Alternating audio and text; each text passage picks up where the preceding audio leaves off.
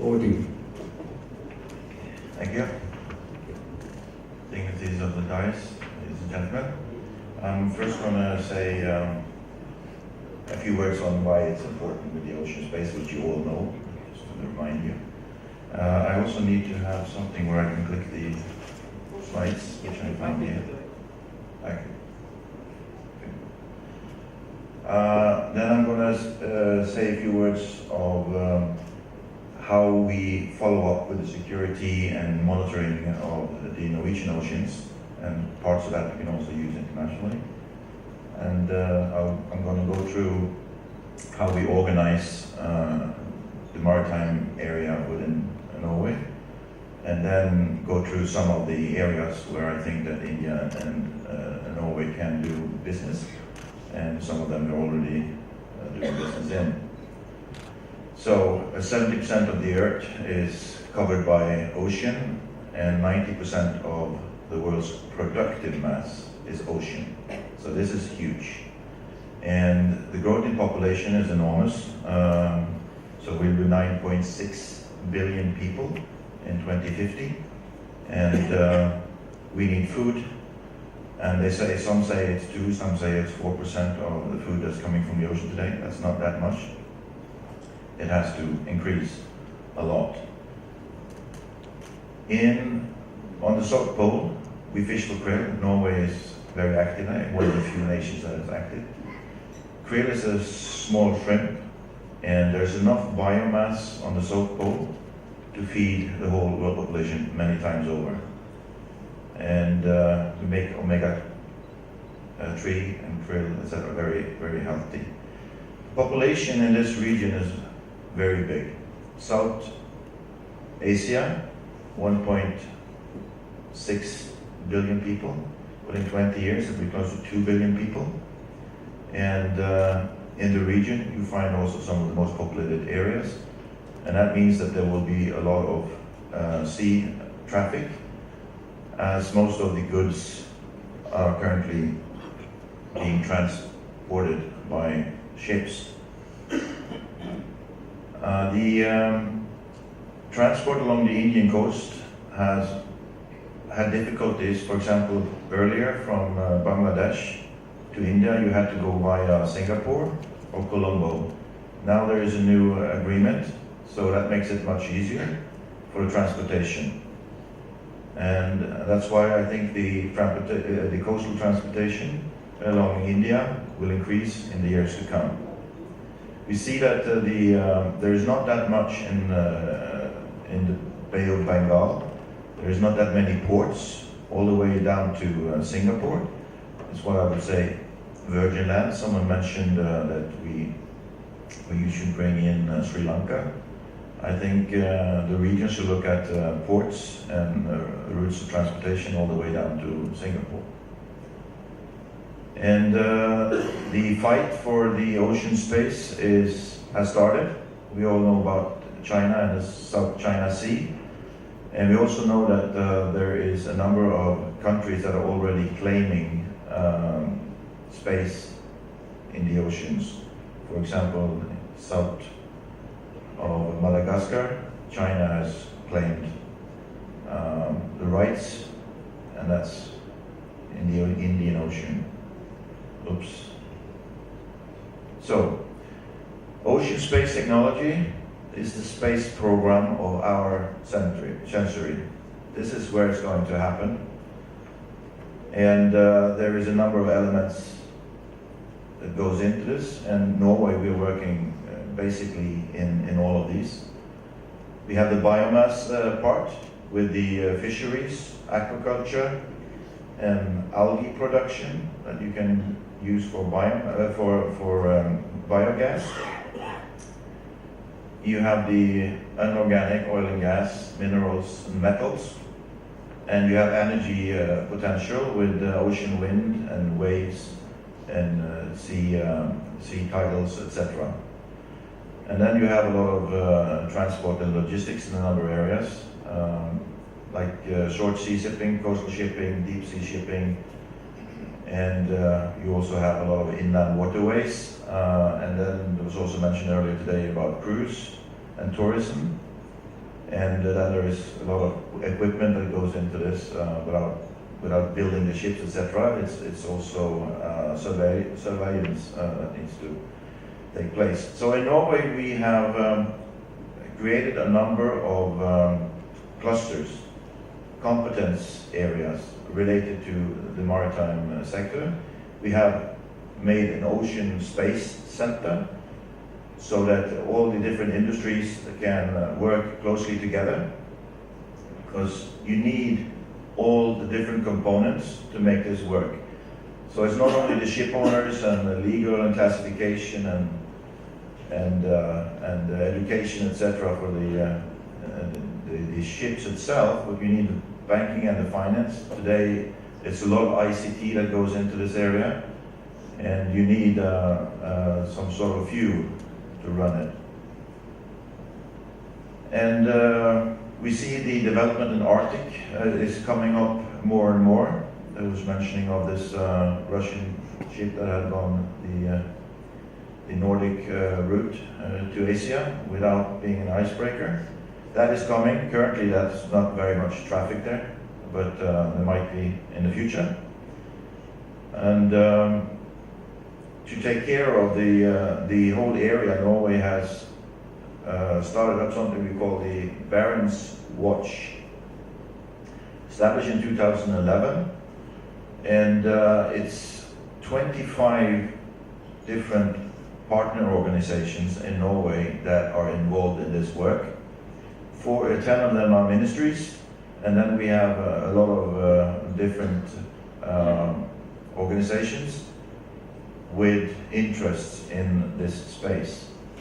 So it's everything from taking care of the environment to rules and regulations, fisheries, aquaculture, shipping, oil and gas. All these elements are represented, and we need to have a good overview of what's happening in our oceans. And we in Norway like to have good transparency. So in this organization with the Barents Watch, there is a number of things you can go in and look at. This is open on the net, very transparent. What we see here, every dot is an aquaculture site. And the sea lice is an issue, and here you can go in and look at any particular week of the year, and you see how many of these cages that had a lice, and you can see how many who didn't.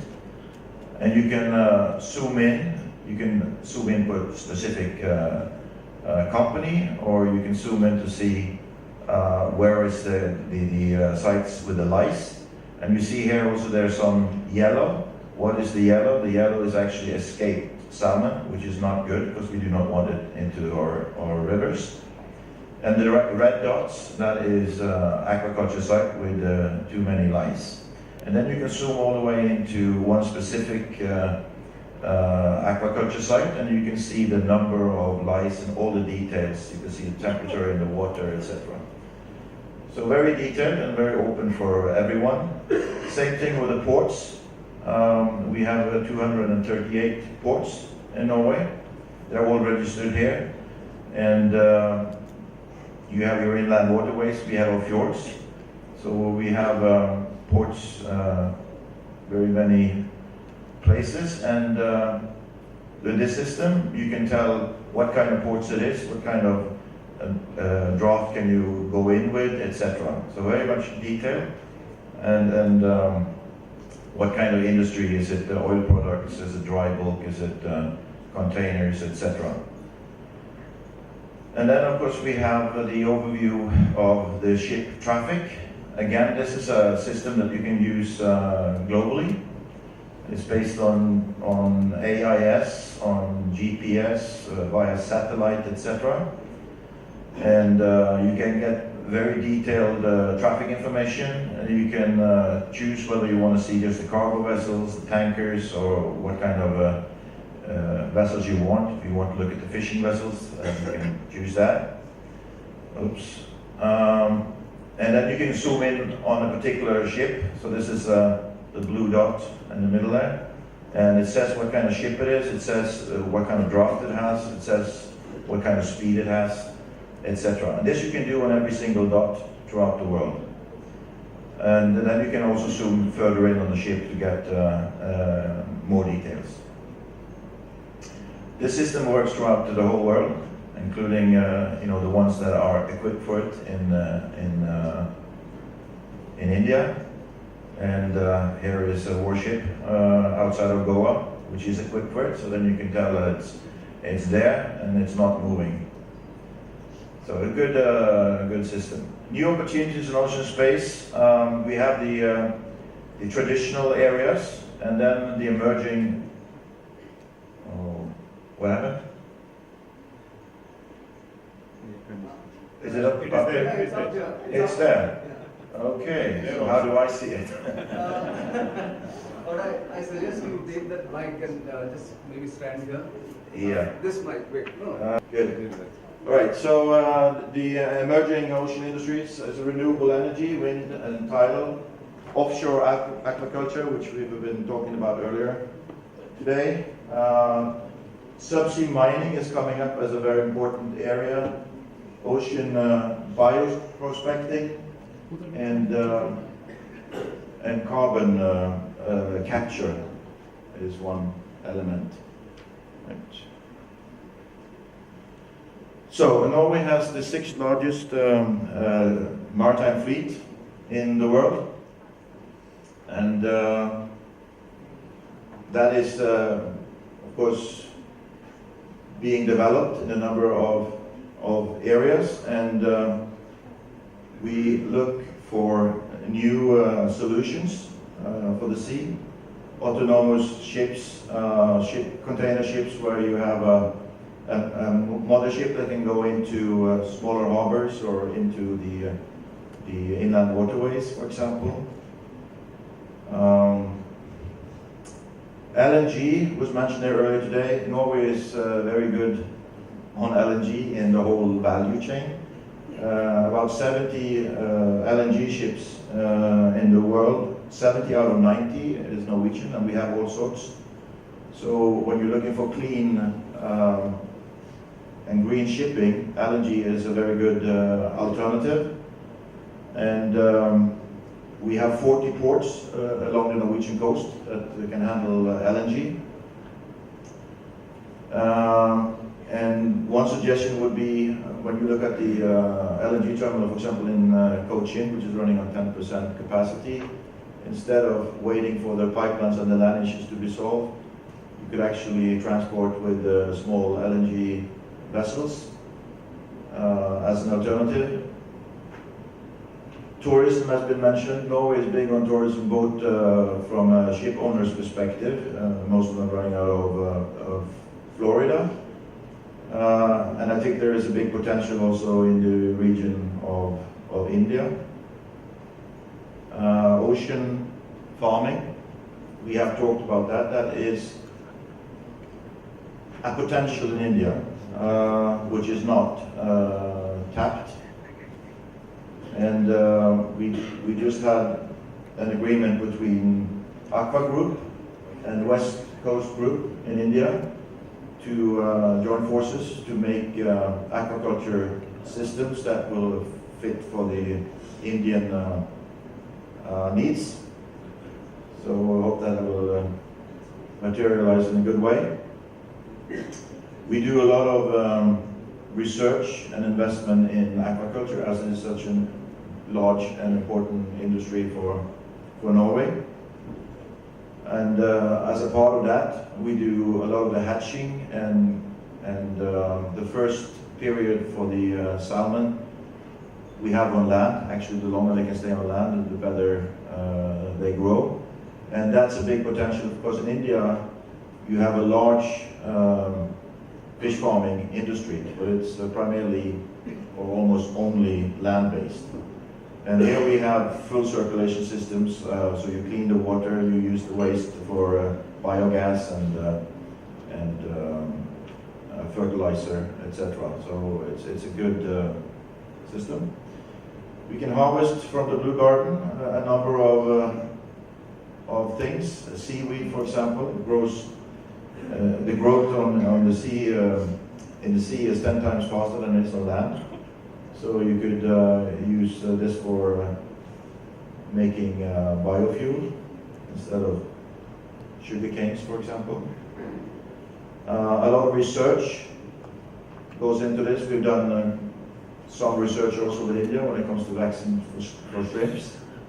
In the Finnfjord, we have a silicium factory where we actually use algae to get rid of the CO2 and the NOx, so they're feeding on it. So you're producing biomass, which again can be used for biofuel. And then of course we're fairly good at the DC oil and gas. I mean, that's our main industry, primarily deep sea. Now you're opening up on sector 98-2 on the east coast, where I think Norway has a lot to offer. Fishing vessels have been mentioned. Here you see one factory ship, and the green one is actually an electrical fishing vessel. We make a lot of electrical vehicles, like an electrical ferry. And if you look at this boat down to the left there, that is actually a factory for cleaning sewage that you can put on a ship. For example, outside of Mumbai, take the sewage on board, get clean water, get biogas and fertilizer. So it's a win-win. And yeah. And then there is a number of development in the ocean energy space, which I've mentioned. And now I'm going to show a short film. Hvordan overvåker du en av verdens lengste kystlinjer og et havområde som strekker seg nesten helt til Nordpolen? Svaret er satellitt.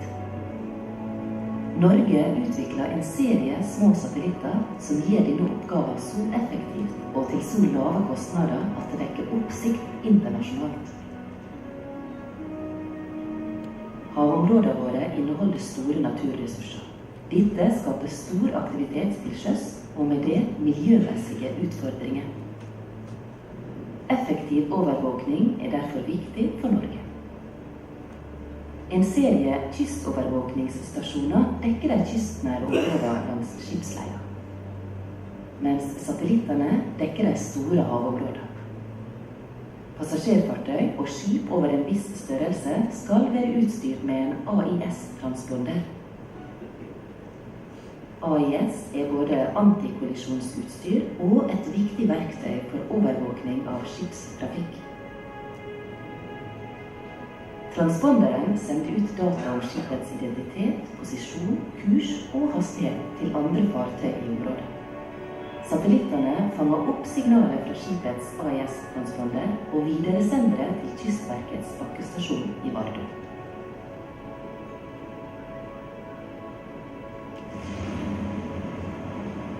Satellittløsningen som Norge har valgt er unik. Satellitter veier ofte flere 100 kilo og koster mange milliarder kroner. Med den norske løsningen veier en satellitt under 20 kilo og koster kun 20-30 millioner kroner. I stedet for å utvikle dyre komponenter spesifisert for bruk i rommet, er de norske satellittene i stor grad serieproduserte komponenter som til vanlig brukes blant annet i bilindustrien. De første norske småsatellittene har levert uunnværlige data siden 2010. Nå lanserer Norge en ny serie satellitter med oppgraderte AIS-instrument, NORSAT 1 og 2. De skal levere data som gir mer detaljerte bilder av skipsaktiviteten. Nyttelasten omfatter også 2 forskningsinstrument. Clara, som måler variasjon i solas utstråling over tid. Det vil gi nyttige data til forskning innen klima og miljø. Mens dette instrumentet måler plasmatetthet i forbindelse med energioverføringen fra sola til jorda. Instrumentet vil gi oss data om romvær som kan påvirke kommunikasjon og navigasjonssystem. NorSat 2 skal teste utstyr som gjør kommunikasjon og dataoverføring mulig mellom skip i øde havområder, eller mellom skip og land. Dette vil ha stor betydning for kommunikasjon i Arktis. Senere vil det komme flere satellitter med andre instrument som vil bedre sikkerheten ytterligere.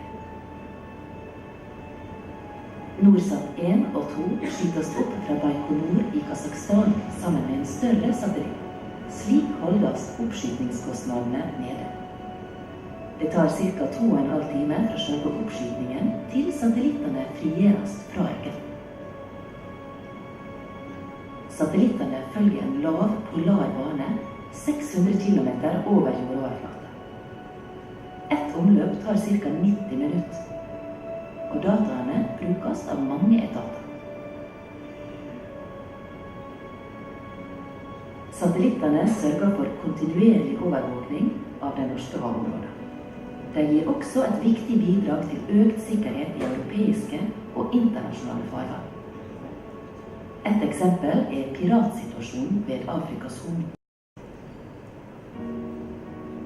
Med flere satellitter i bane får vi bedre kontinuitet i overvåkningen og økt driftssikkerhet.